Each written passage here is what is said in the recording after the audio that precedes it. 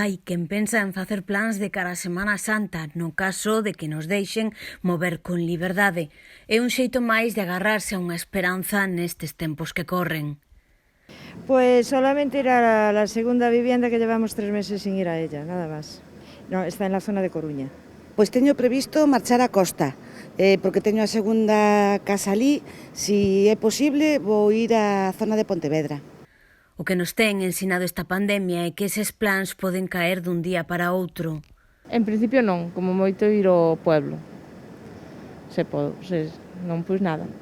O traballar tampouco. Tamén están os que non se confían e prefiren seguir esperando a que a situación mellore. Non viaxarán, din que por responsabilidade. Ningunha. Se permiten viaxar, quedarei na casa.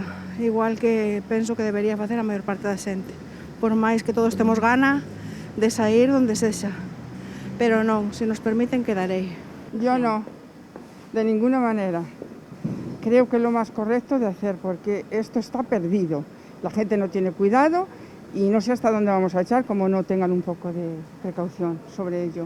Yo desde luego no viajo, tengo mi familia en Toledo y no pienso ni en ir en Semana Santa ni en el verano. Mientras esto no esté, no me puedo exponer a eso.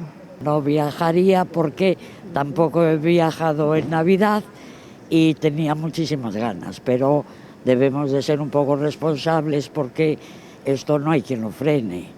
Yo, por ejemplo, que vivo en la Plaza San Antonio, eso es un auténtico escándalo. Ahí todo el mundo apiñado.